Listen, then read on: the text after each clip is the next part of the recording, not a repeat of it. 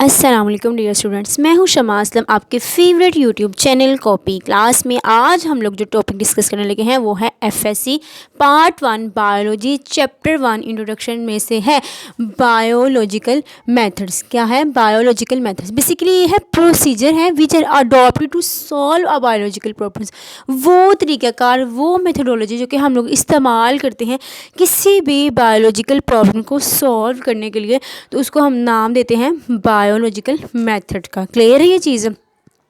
अब मुख्तलिफ तरह के जो स्टेप्स हैं वो इन्वॉल्व होते हैं बायोलॉजिकल मेथड में। ठीक है, फर्स्ट ऑफ ऑल हम लोग डिस्कस करेंगे ऑब्जर्वेशन, देन हम लोग इसके बारे में बात करेंगे। ऑब्जर्वेशन होगी, उसके बाद experiment, observation, hypothesis, experiment and then theory and last is the scientific law. One by one हम लोग इसको फर्दर डिस्कस करेंगे। कि सबसे पहले हम लोग बात करते हैं किसकी जी, ऑब्जर्वेशन के बारे में बात करते हैं कि ऑब्जर्वेशन क्या है। ये बेसिकली कलेक्शन है किसकी, रेलिवेंट इंफॉर्मेशन की, कलेक्शन ऑफ रिलेटिव इंफॉर्मेशन या data after determination of specific bio.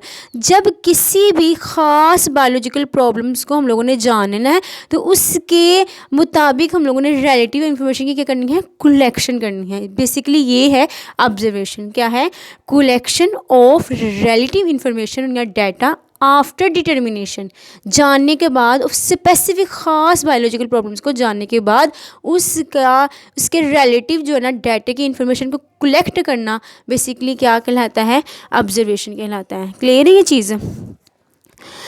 Observation ये are made with 5 senses. Observation 5 senses से मिलकर बेसिकली ऑब्जर्वेशन को हम लोग डिटेक्ट करते हैं। सबसे पहले इसमें सेंस आ जाती है vision, second is hearing, third is smell, fourth is taste and the fifth is touch. ये सारी की सारी इस बात की निशानदेही करती हैं कि बेसिकली बायोलॉजिकल प्रॉब्लम का डाटा कलेक्ट करने के लिए हमें हेल्प देती हैं। Depending upon functional ability observation.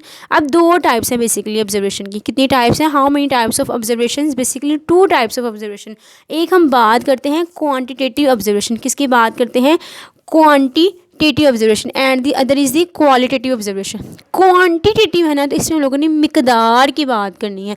Qualitative में हम लोगों ने मिकदार नहीं देखनी है बल्कि उसकी एफिशिएंसी देखनी है। ठीक है, quantitative observation have accuracy and measurable in terms of numbers. Numbers के हवाले से हम लोगों ने इसमें क्या देखनी है, ऑब्जर्वेशन देखनी है। जब हम लोग क्वालिटेटिव ऑब्जर्वेशन की बात करें तो it can not be measured, इसको मेजर्ड नहीं किया जा सकता, ना ही इसको रिकॉर्डेड किया जाता है। किस टर्म्स में? नंबर्स में की टर्म्स है। ठीक है, कैन नॉट बी मेजर्ड और can not be recorded in terms of numbers. Basically difference पे आ जाता होता है कि what is the quantitative and qualitative observation. तो हम लोग इजीली लिख सकते हैं इसके बारे में। नेक्स्ट हम बात करते हैं हाइपोथेसिस के बारे में, इनके मफरूज़ा। क्या है हाइपोथेसिस? क्या है मफरूज़ा? बेसिकली क्या है, सेकंड स्टेप है बायोलॉजिकल मेथड का। किसका स्टेप है? बायोलॉजिकल मेथड का ये दूसरा स्टेप है हाइपोथेसिस यानी मफरूज़ा।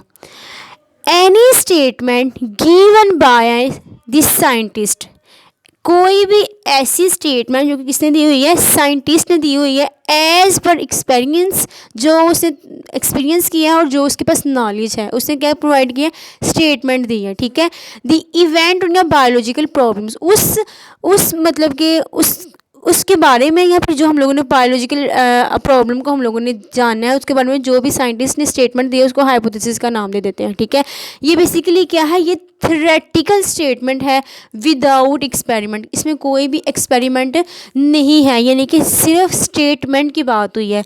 Hypothesis any statement given by the scientist as per experience and knowledge. ठीक है, जो कि किसके मुतालिक है, बायोलॉजिकल प्रॉब्लम के मुताबिक है। It is theoretical statement without experiment. It is theoretical statement without experiment. Clear है ये चीज़? So they organise all the observation, ये सारी की सारी जो ऑब्जर्वेशन को ऑर्गेनाइज करता है किसमें, डाटे में। Form to given a statement, फिर उस डाटे के मुताबिक क्या देता है, स्टेटमेंट देता है। कौन देता है? साइंटिस्ट देता है। क्लियर है ये चीज़? अब ये जो स्टेटमेंट है ना, बेसिकली इसको हाइपोथेसिस का नाम दे देते हैं। वेज क्या, ये तरीके क्या हैं जिसके ज़रिए हाइपोथेसिस की फॉर्मुलेशन होती है।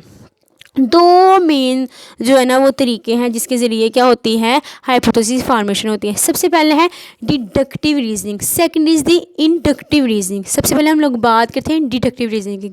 अब इसमें होता क्या जी, we draw specific principle from, हमने क्या करनी है, ख़ास principle from some general principle से, कुछ आम प्रिंसिपल से क्या ड्रा निकालना है, क्या नतीजा अखज़ करना है, ख़ास प्रिंसिपल। ठीक है, क्लियर है चीज़। अगर इसकी एग्जांपल देखें, अगर सारे के सारे बर्ड्स के पास क्या हैं, विंग्स हैं, सारे के सारे बर्ड्स के पास क्या अवेलेबल हैं, विंग्स हैं, तो हम लोग इस बात से अंदाज़ा लगा सकते हैं कि बर्ड चाहे वो स्पैरो हो या फिर कोई और परिंदा हो तो उसके पास क्या अवेलेबल होंगे, उसके पास विंग्स होंगे, उसके पास पर होंगे।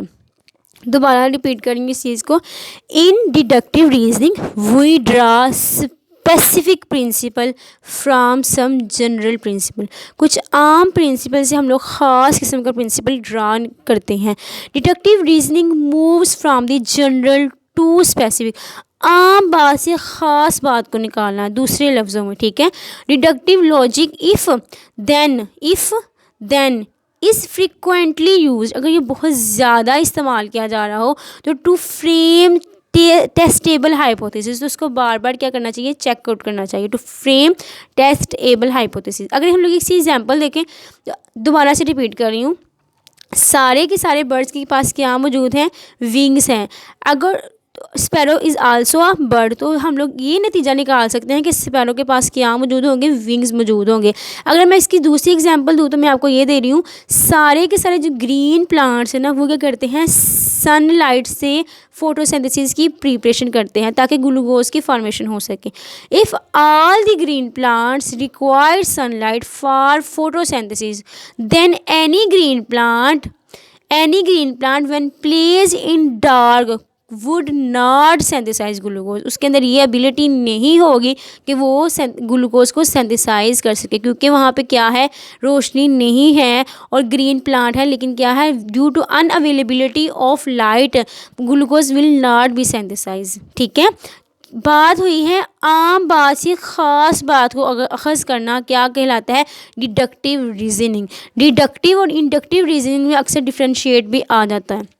ठीक है, अब नेक्स्ट बात करते हैं इंडक्टिव रीजनिंग की। किसकी बात करने लगे हैं, इंडक्टिव रीजनिंग से। पहले डिडक्टिव में आम बात से ख़ास बात अखज़ करनी थी, अब जो इंडक्टिव रीजनिंग से किसी ख़ास बात से आम बात को अखज़ कर लेना है। ठीक है, in deductive reasoning we conclude general principle from of a specific principle, ख़ास बात से आम बात को निकालना है, उसको अखज़ करना है। अगर हम लोग इसकी एग्जांपल दें तो स्पैरो क्या है, उसके पास विंग्स हैं, स्पैरो के पास विंग्स है और है भी वो बर्ड है। अब हम लोग इस बात से अंदाज़ा लगा सकते हैं, आम है ना बात, स्पैरो सारे के सारे जो परिंदे ना उनके पास क्या अवेलेबल होंगे, विंग्स अवेलेबल होंगे। क्या होंगे, wings. Sparrows have wings and birds, so eagle, parrot, hawk और birds, so they must have wings. ठीक है, जनरल से हम लोगों ने क्या निकाली है, ख़ास बात को अखज़ किया है। Inductive reasoning used in the formulation बनाने के लिए ऑफ हाइपोथेसिस को बनाने के लिए जो इंडक्टिव रीजनिंग है ना वो इंडक्टिव जनरलाइजेशन है, which is reasoning from specific to general.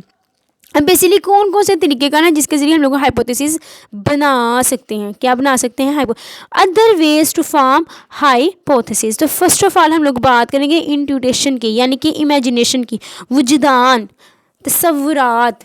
ठीक है, इमेजिनेशन। एस्थेटिक प्रेफरेंस, यानी कि खूबसूरती को परखना, कहते हैं कि ना जो हिस्स होती है बेसिकली के रूहानियत की, वो एस्थेटिक प्रेफरेंस। सबसे पहले है इमेजिनेशन, दूसरा है aesthetic preference, third is the religious idea के मजहबी क्या तस्वुर है, बाद में फोर्थ इज़ द कंपैरिजन करना और एनालॉजी करनी है। क्या करना है, कंपैरिजन करना है और यानी कि दो चीज़ों का मुआवजा करना है, और जो लास्ट वाली है वो डिस्कवरी करनी है। अगर तो एक चीज़ की डिस्कवरी हो गई है, जबकि हम लोग दूसरी चीज़ को देख रहे होते हैं, किसी एक चीज़ की तलाश में किसी दूसरी चीज़ का मिल जाना। ठीक है, discovery of one thing by looking for some other things. 5 basically ways हैं जिसके ज़रिए हम लोग क्या कर सकते हैं, हाइपोथेसिस को बना सकते हैं। इमेजिनेशन है, एस्थेटिक प्रेफरेंस है, religious idea, comparison and analogy, discovery of one thing while looking for some other things. ये बेसिकली मैंने किसके बारे में बताया है, फिलहाल हम लोगों ने सेकंड स्टेप पढ़ा था किसका, बायोलॉजिकल मेथड का, डाटा हाइपोथेसिस। उसके नेक्स्ट हम लोगों ने 2 वेज पढ़े, डिडक्टिव और इंडक्टिव रीजनिंग के बारे में। नेक्स्ट हम बात करते हैं एक्सपेरिमेंट के बारे में। किसके बारे में बात करने लगे हैं, एक्सपेरिमेंट के बारे में। Hypothesis are subjected to rigorous testing, मतलब कि हाइपोथेसिस को बार बार टेस्ट किया जाए, देन क्या होता है, एक्सपेरिमेंट की हमें डेफिनेशन मिलती है। The hypotheses are subjected to rigorous testing called experiment। बार बार क्या करना है, रिपीटेड एक्सपोजर ऑफ हाइपोथेसिस करना है। क्या करना है, बार बार करना है, एक्सपोजर ऑफ हाइपोथेसिस करना है, ताकि पॉसिबल जितनी भी मुमकिन गलतियाँ ना, increases scientist confidence in the hypothesis while when they are not falsified। मतलब मैक्सिमम जो है ना उसमें खामियां निकाल के उसको बेहतरी की तरफ लेके आना है, तो उसको हम लोग इसका नाम देते हैं, एक्सपेरिमेंट का नाम देते हैं। Repeated exposure of hypothesis to possible falsification increases scientist confidence in the hypothesis. जितनी ज़्यादा उसमें से खामियां निकलती जाएंगी, मतलब कि उसमें अगर दुरुस्तगी होगी हाइपोथेसिस में, तो उतना ज़्यादा किसी भी साइंटिस्ट का ना उसके ऊपर इत्मीनान बढ़ जाएगा कि वाकई ही ये चीज़ अथेंटिक है, वाकई ही जो एक्सपेरिमेंट है वो बिल्कुल ठीक हुआ है।